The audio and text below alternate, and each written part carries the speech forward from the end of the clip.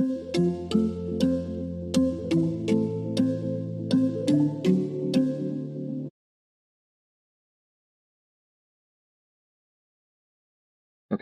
Hello, everyone. My name is Harshit Gupta, and I'm a quantum software engineer working at Qubrid. I work with quantum software and how you make programs runnable on quantum systems. And I have experience working with large distributed systems, and currently I spend most of my time working on the backend processes in Qubrid and also their quantum software infrastructure. Today, I'm going to be talking about a little bit about how you simulate quantum circuits and what does it mean for a quantum system to be simulated as a state vector. What do noise models look like for quantum circuits, and some other topics as well, right? Before we get started with the technical stuff, I'd like to give an overview of what the Qubit platform itself looks like. So QBrid, as you must have known, is a one-stop platform for quantum computing. We are an organization whose sole purpose is to provide universal access to quantum systems directly over the cloud. We have built this platform over the course of last 5 years, and our platform consists of an account page, which is a dashboard in which you can find a consolidated information about whatever quantum computing related tasks that you want to achieve, right? So let me give a brief overview. This is the site called account.qubit.com, and you log into this either via Google or you sign up to Qubit, right? And what you see here are multiple things. Let me go over them one by one. So first of all, you land on our dashboard, which provides you a consolidated view of the tools and resources available to you, but also it allows you to manage your quantum jobs or also manage your files right there from this interface, right? So this particular interface allows you to launch different types of instances which are available on the platform, which range from Jupyter notebooks, VS Code instances, and even GPUs, right? Then you come down and see what kind of job submissions did you have over the past time period. And you also have different statistics about what is the usage like for your particular Qubit account, right? Not only that, we also have access to different quantum devices in this particular platform, such as devices from AWS, AQT, IBM, IQM, and so on, right? We also have an AI interface which you could interact with and an agentic interface, which allows you to not only interact but also do stuff. Then we also have a learning module, which basically allows you to learn while on the fly. And you can choose any particular course which is available inside your organization and then start learning quantum within minutes. Besides that, we also have an explore page in which you can go on and choose any particular repository, click on it, and then launch that repository inside lab, right? And then what you'll be presented with is this repository cloned in your Jupyter notebook and ready to play around with. We also have some details about which particular organization do you belong. So, for example, if I'm in the default org, then I am a member of this org, and I can see the settings of this org and the billing details. And then also I can see the details about my own account, of how many credits do I have, what's the current plan of Qubit, which is present, right? And so on and so forth. So this is just a brief overview of the platform, and I know many of you must already know about this platform, right? So it always helps to reiterate, right? So today I have three particular demo notebooks which I'm going to present to you, right? All of those are basic notebooks which want you to get started in quantum simulation, and they also present you, okay, how do you think about actual state vector simulation for a particular quantum system, and then also introduce some kinds of noise factors into them. So let's get started. On this page, you see the instance dashboard, right? So what does it mean? We have different instances, and I've clicked on any one of them, which is a small instance, and I've started that instance by clicking launch instance, and the instance is already running. So I'll just click on the instance, and this is my Jupyter Lab instance, which I'm already running, right? A little bit of a background on this. So Jupyter Notebook is basically a tool which allows you to execute Python inside small, executable cells. So for example, if I click any of these, right, and I say import OS and say hello world. So this is basically just allowing you to, run Python kernels inside different small cells, right? So this is the Jupyter Notebook format. And today we're going to be diving into the basics of quantum simulation, right? So let's start with that. For the purposes of this demo, I have made a QBraid environment, which is active currently, right? And it consists of Qiskit, which is IBM's quantum package, and Qiskit Air, which is their simulator.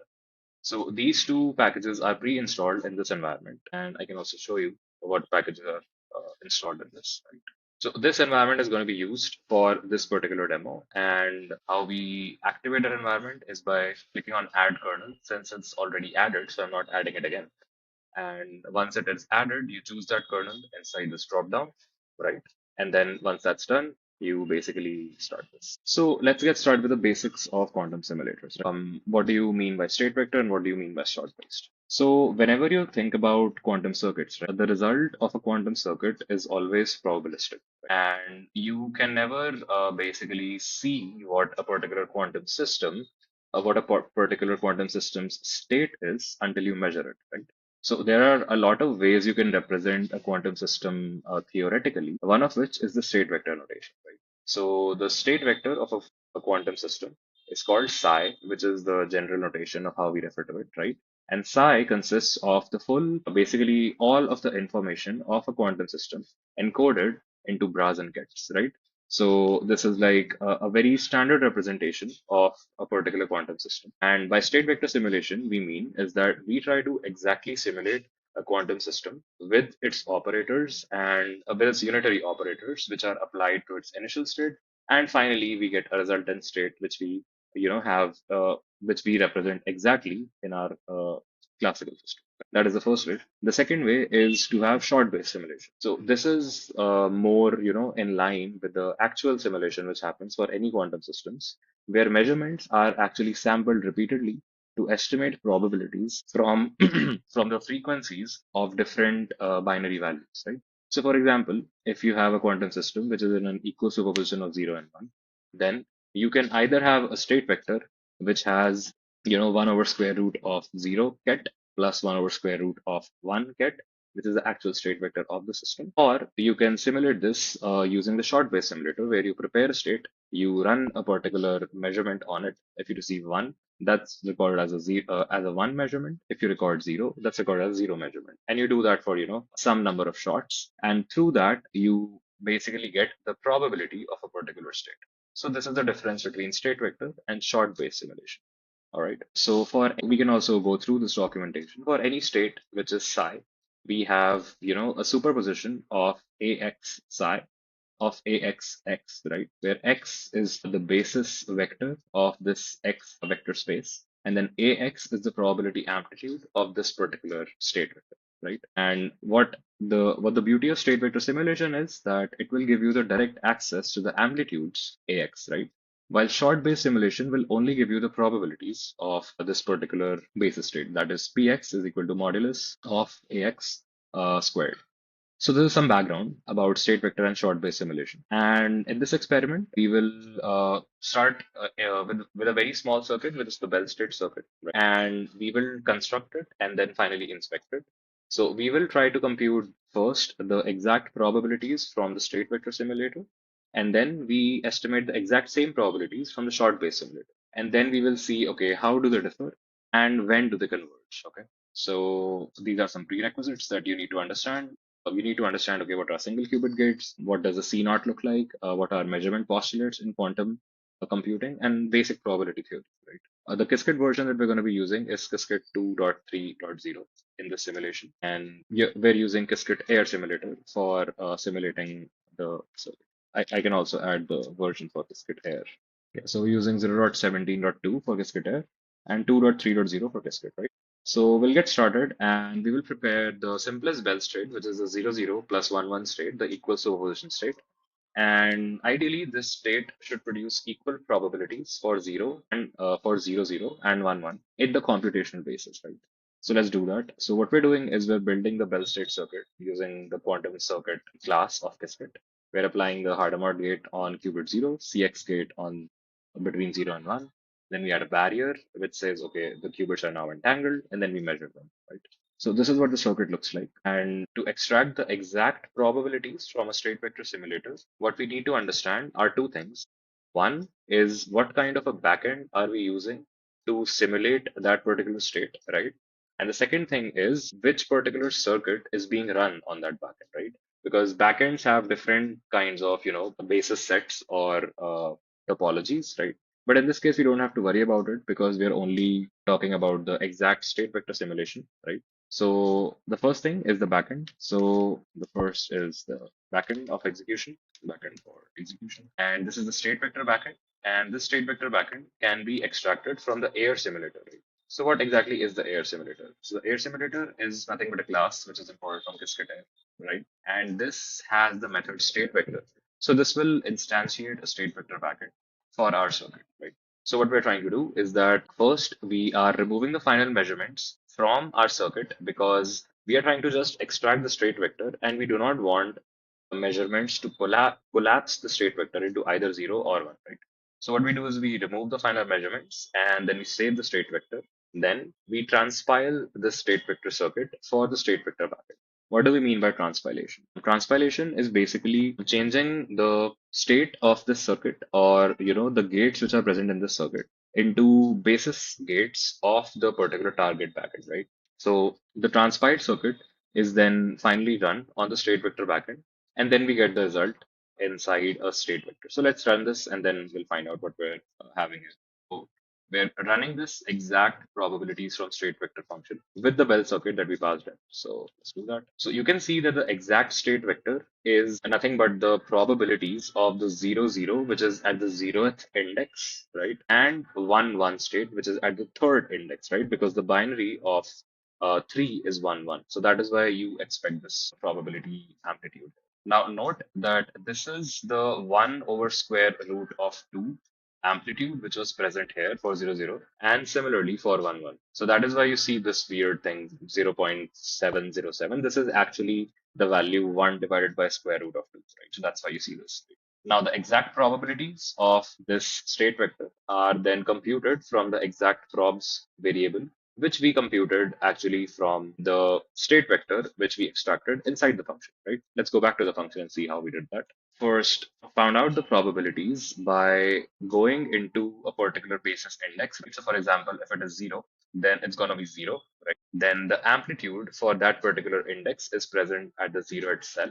What we did, we found out the absolute value of that amplitude. In this case, it's just going to be 0.707 because it's a real number. Then we squared it and we took the floating point value. And that is what we exactly returned. So now you see that the probability of 0 state is 5 and probability of 1, 1 is zero point 0.5 as well. So this is what we mean by state vector simulation. We get the exact state vector of that particular system, and using that we find out the probabilities, right? Now we come on to the short-based probabilities. Now, by default, the air simulator is a short-based simulator. We can initialize it with the state vector as we did in the last experiment. But now we're just going to initialize it without any parameters. And this is our short backend. We again transpile the circuit for the short backend and then run the transpiled circuit on that backend. Right? Finally, we don't have to manually calculate the probabilities of this, of this circuit. We can also print out what the counts look like uh, in the middle. So counts is just going to be representing what results were expected for different kinds of measurement outcomes, right? So since it's a two-qubit system, we only have four possible outcomes, 0, 0, 0, 1, 1, 0, and 1, 1. So count is going to just show that itself. So you see count for the 0, 0, and 1, 1 state was 0, 0, and 1, 1, and they totaled up to the number of shots that we had. So we had 128 shots. And similarly, we had 242 and 270, which total up to 512, and so on and so forth, right? So let's go into a little bit of more detail here. The counts dictionary basically represents what count was present pertaining to each key. So that means once you prepared the system and you measured both the qubits, 69 times you got the 0, 0 state, and 59 times you got the 1, 1 state, right? That's the count. And how do you calculate the probability? Well, it's very easy. You take this count and you divide it by the total number of shots. So you see the probability of 0, 0 in this case is 0.5391, and in probability of 1, 1 is 0.4609, which is not ideal, right? Because it's not ideal simulation. But you'll see as and when we, increase the number of shots, probability tend to go towards, the exact probabilities. I can also do this for 20,000 shots, and then we'll see that the probability will actually improve. So it's like pretty close, very close to the ideal number, right? Now we can also verify the conversions to exact probabilities by just running this small snippet, which shows that hey, once we, increase the number of shots to a very large extent, right? The estimated probabilities actually converge to the ideal probabilities, which is zero point 0.5 in this case, right?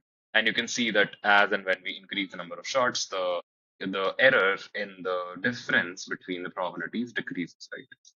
So yeah. Now we come on to the last summary of these experiments, which basically summarize all of what we learned here, right? So inside state vector simulators, the output objects for any quantum systems are complex amplitudes, right? So you saw that there was a size 4 list, right, which had the probability amplitudes of each and every state. So that was the complex amplitudes which are present for the quantum system, but not for a short-based simulator. For short-based simulator, you have sampled counts pertaining to the expected outcomes. So, for example, if you have the Bell state, the expected outcomes are going to be 0, 0, and 1, 1, right? So you'll have counts pertaining to those. Now, you don't have access to the phase information inside short-based simulator, right? But inside a state vector simulator, you can actually see the exact phases of different states, right? So you can, since you can access the state vector, you have access to everything there. Inside state vector simulation, you do not have any statistical fluctuation because it is following exact arithmetic and you do not have any kinds of noise. But in short-based simulation, there is an aspect of probability or an uncertainty aspect involved, right? So you see some statistical fluctuation between the measurements and the measurement outcomes. Finally, the typical use case of these simulators are for different analysis, right? So if you're using the state vector simulator, you're probably going to be doing algorithmic analysis, or you want to debug what is happening internally inside a quantum state. Whereas the short-based simulators are used for more hardware-like measurement workflows, where you want to simulate the system as is or as it is going to be simulated on a real hardware, right? So these are the key takeaways from this presentation, where the state vector simulation will give you exact ideal probabilities and phase level details. Whereas a short-based simulation, it will emulate finite sampling from repeated measurements, right? The main thing which I want you guys to remember is that as the short count increases, right, the sampled frequencies they actually converge to exact probabilities, and this is called the Born representation of state vectors. So they converge to the exact Born probabilities. That's what this is. So that was about the first demo, and now we move on to the ideal from the ideal world to a little bit of a noisy world because the quantum systems do not exist in ideal theoretical world, right? They exist in the lab. So let's move on to noise in quantum systems. All right. So now we come on to noise models inside air, right? So what was air? I'm sorry. So air is the name of the which IBM offers, and air noise models are basically a set of predefined models which you can use and play around with inside Qiskit Air, right? So obviously, ideal quantum circuits, as we just saw, they assume perfect unitary gates and perfect measurement, but real devices violate both of those assumptions. Whenever you're working with a quantum device, it's sure that no device is going to be perfect, right? And these non-ideal effects, right, they are modeled through noise model inside Qiskit Air. And these could include gate errors or relaxation effects where the qubit is damping to the zero state from the one state, or readout errors which are happening during measurement, right? Formally, the noisy evolution is modeled through quantum channels, right? And a simple example is a depolarization channel in which it is dependent on HO, where the probability P is basically controlling the noise strength, and N is the number of qubits affected, right? So this is one formula which, through which you can model this noise. Now, what are we going to do in this experiment? In this, we're going to be building reference circuits which will have a particular known ideal distribution. Now, with that ideal distribution, we're going to construct a composite air model, the air noise model, and then finally compare the ideal and the noisy output distributions quantitatively. Similarly, the notebook depends on the same Qiskit version, the 2.30 version, and similarly the Qiskit Air version, which is the same 0.7. So for this particular experiment, I chose two circuits. The first one is the equal superposition circuit, and another one is the Bell state circuit. These are very simple construction, very simple code for constructing these, right? And now what we're trying to do is we will construct a noise model using air. So what will we do? We will take different kinds of noise, right? We will say that, hey, we're going to be using a single qubit depolarizing noise when we are assuming that the gate, which is acting on a single qubit, right, that is not perfect, right? So since we have a Hadamard gate here, so that means we'll have a single qubit noise pertaining to this gate, right? Now, second is the two qubit depolarizing noise on the CX. So we also have a two qubit gate, right? So we assume that, hey, we also don't have a perfect CX gate, so we have noise there as well. Then we also have noise on readout. Readout is the measurements, right? And then we also have amplitude damping on single qubit gates, right? So these are the four things that we're, using to construct the noise model. So how do we do that? We instantiate the noise model, and noise model is imported from air, right? Qiskit air.noise, right? So we first have the single qubit depolarizing noise. This is the probability of that noise occurring, right? Then we have the two qubit polarizing noise, and we have the single qubit amplitude damping, right? What do? We take all of these errors, right? And then we add them to our noise model, right? Now, note that we want to add these errors pertaining to different gates, right? So since it's a single qubit error type, we add the single qubit error types to single qubit gates H, X, and SX, and we add the two qubit depolarizing errors to the CX gates of our circuit. Finally, we also have a readout matrix, which is basically the readout error. So this is the readout error of 00, 01, 10, and 11, since we just have a two qubit system. So we add this readout error as well to our noise model, right? So let's construct this. Yeah, so these are our basis gates, CX, H, identity, RZ, SX, and X. And then these particular instructions have noise in them. So this is basically the same as the list that we had here: SX, CX, X, measure. I measure because we have readout error, and then H, right? And all of these are the qubit errors, right? So now what we'll do is that we will run the ideal versus the noisy simulations, and then we'll see what happens. So what are we doing? We're just running air simulator with a noise model if we have the noisy type simulation where we, pass in noisy as a Boolean. Otherwise, we have the simple air simulator without any particular noise, right? We transpile the circuit for the backend, and then we run the circuit on the backend. So you can see that the ideal qubit counts, right? They're pretty close to 0 and 1, which they should be for an equal superposition of 0 and 1, since the single qubit circuit was a Hadamard circuit, just a Hadamard circuit, right?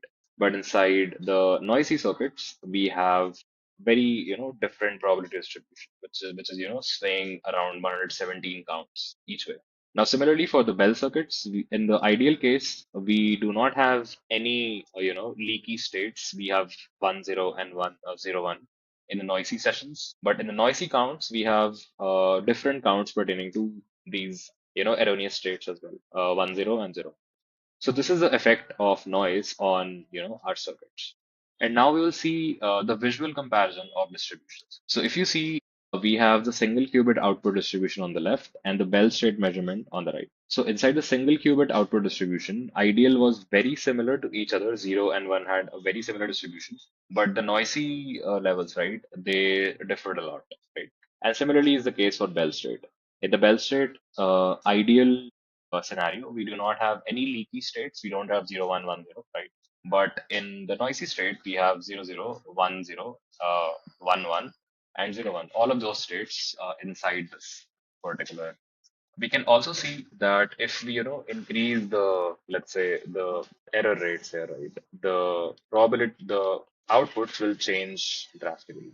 So we can see that as well, right? So you see, it's like 40% of one and 60% of zero, which is very different from the expected ideal counts. See, you can see that the noise interferes with the probability distributions a lot. And as and when you increase the errors, right, the probability distribution change and, alter from the ideal ones by a lot. Now, this is the summary of this experiment where we have different kinds of errors, right? And so we learned three types of errors here. One is the depolarizing error. The second is the amplitude damping error. And the third is the readout error, right? So what do you mean by depolarizing error? Whenever you have a depolarizing error, we have a non-ideal gate, right? So we can think of depolarizing error as a non-perfect gate. So whenever you're applying an edge gate, imagine that you're not applying an edge gate, but instead applying an edge gate with an erroneous gate. So that is something like the depolarizing error. Now, what does amplitude damping mean? That means that if the qubit is tending towards the one state, right, due to energy relaxation, it will, come towards the zero state, and we have more bias towards zero outcomes, right? Finally, we have the readout error, wherein whenever you're trying to measure a qubit through a classical controller, the classical assignment either flips or does not measure it correctly, right? So, for example, if you're trying to measure zero and it was actually in the zero state, but still you measure one, then that's an error, right? So that is like a distorted outcome for your qubit, right? Now, finally, the key takeaways from this particular experiment is that the air noise models are very versatile and they can combine multiple physical error mechanisms into one single simulator. And the noisy channels allow you to convert any ideal state outputs into shifted measurement state distributions, right?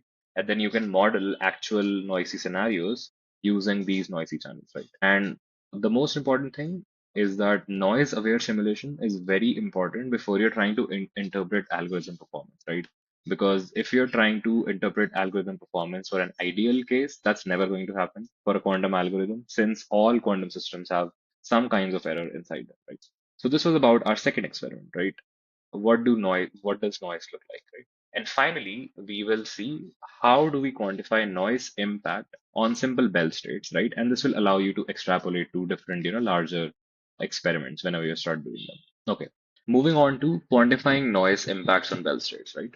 So basically, Bell states are maximally entangled two qubit states where there is zero overlap between any two states, right? So either you have 0011 or you have 0110, right? And different combinations of these two states, right? So the point is that Bell states, they are pretty sensitive to decoherence and gate errors. And now we will understand how we can quantify how controlled noise levels, right?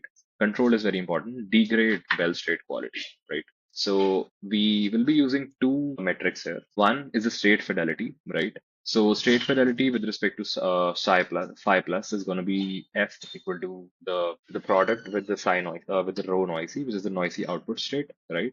And then we have the measurement error leakage, which is the total probability which is present inside the undesired outcomes, which in this case are 0, 1 and 1, 0, right? So again, some tasks in this experiment. First, we will be building the Bell state preparation circuit, right? Then we will sweep across depolarizing noise, right? We learned about depolarizing in the last experiment, right? Depolarizing noise is the noise which affects single and double qubit gates, and it affects what exactly their implementation looks like, right? Then finally, we compute fidelity and leakage metrics for this sweeping depolarizing noise. And then finally, we visualize how the entanglement quality will degrade as the noise increases, right? So let's go on. Again, very similar imports, and we will build the Bell state first, and we'll see, okay, what's the ideal Bell state probability? So we will just simply figure out the state vector, and then we will find out the probabilities dictionary for that state vector. So for 00, it's very close to zero point 0.5, and similarly for 1. Now, again, we will define a noise model, and then we will start extracting our metrics, which we defined to evaluate how bad the state becomes once noise grows, right? So we'll first define three functions. The first one will build the noise model for us. So this is only dependent on the depolarizing strength. So we will add the depolarizing error for the Hadamard gate for a single qubit, right? And we will have the depolarizing error for the CX gate as well for two qubits, but we will increase the depolarizing strength by a factor of two here. And we'll also have readout error. So we will have readout error for 00, 01, 10, and 11.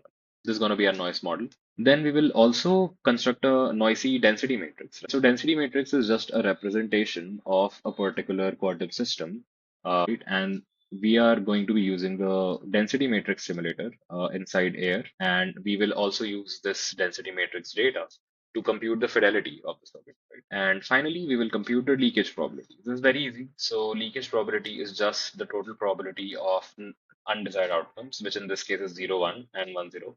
We sum them up and then return that back, right? So these are the three important functions that we're defining. All right. So yes. So let's start. So we have different kinds of errors here. So what we did, we basically sweeped the section for 0 to 0.8 with 9 elements, and we constructed different probabilities of errors, right? So we first had 0, in which case the fidelity is perfect, which is 1, right? And the leakage probability is very low, which is 0.286. As and when we increase the probability of noise occurring inside our system, right? The noise model changes, and with the changing noise model, we also see a decreasing fidelity and an increasing leakage probability, which means that as and when the probability of error increases, the fidelity of the system decreases, or the system, drifts apart from the ideal scenarios, right?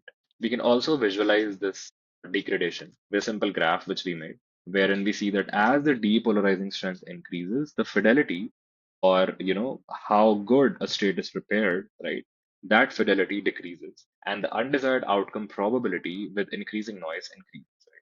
So these are the two basic things which we want you guys to remember whenever we are trying to evaluate the result of noise quantitatively, right? These are the two metrics that you can think about. One is the fidelity of your state, right? And the second is the leakage probability of undesired outcomes, right?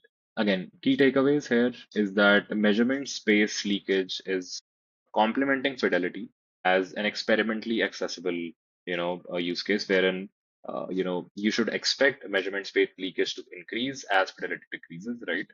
And even moderate depolarizing noise can cause a lot of degradation into qubit correlations, right? So these are some of the important key takeaways which I want you guys to remember from this experiment. How do you quantify noise, right? And how do you calculate those quantities to quantify the effect of noise, right? So that was, I think, it from my side, and I hope you guys learned something new, and looking forward to where this course goes next. So thanks a lot.